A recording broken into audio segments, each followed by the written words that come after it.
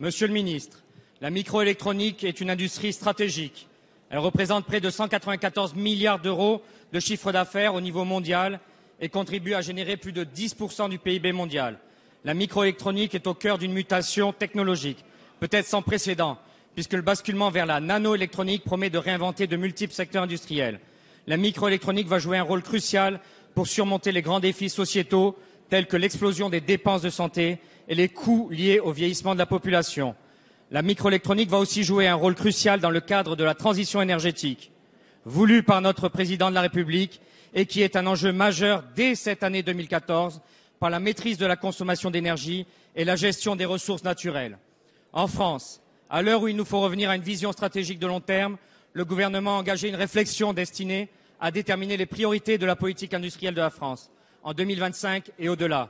La micro- et nanoélectronique font partie des 34 plans retenus dans le cadre du pôle de compétitivité mondiale SCS. Et disons-le clairement, c'est bien. Cependant, ce volontarisme affiché doit se traduire dans les faits. J'attire votre attention sur la situation du site de production de circuits imprimés à Rousset, dans les Bouches-du-Rhône, géré par le groupe allemand Elfoundry. Malgré ses atouts indéniables, Elfoundry Rousset vient de faire l'objet d'une décision de liquidation judiciaire, avec cessation immédiate d'activité. Cette conclusion constate un véritable gâchis industriel, alors que l'entreprise aurait pu commercialiser une gamme de nouveaux produits autour d'une nouvelle technologie. L'entreprise avait besoin de 35 millions d'euros. Le coût de fermeture avoisinera les 100 millions d'euros. Ma question, dans la dynamisation de la filière microélectronique que vous portez, quelle est la place de l'expertise et des compétences développées sur le site Elfoundry à Rousset? Merci.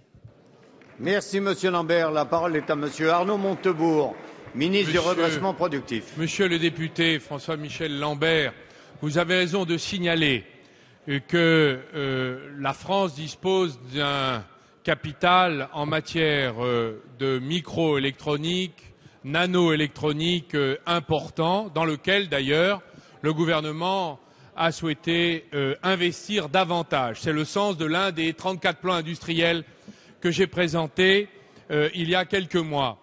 Nous avons, et il faut le savoir, en France, les dernières capacités de production technologique des composants microélectroniques qui composent les tablettes et les smartphones du monde entier et d'ailleurs de toutes marques. C'est l'un des derniers sites européens et nous comptons bien d'ailleurs le renforcer, le soutenir et l'aider dans ses évolutions technologiques vers les nouvelles frontières qui, dans chacun des cycles économiques, se présentent environ tous les 3 ans.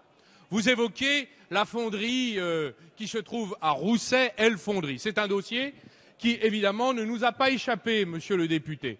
Nous y travaillons depuis plusieurs mois. C'est présenté in extremis avant la liquidation décidée par le tribunal de commerce un repreneur qui est arrivé avec un projet technologique.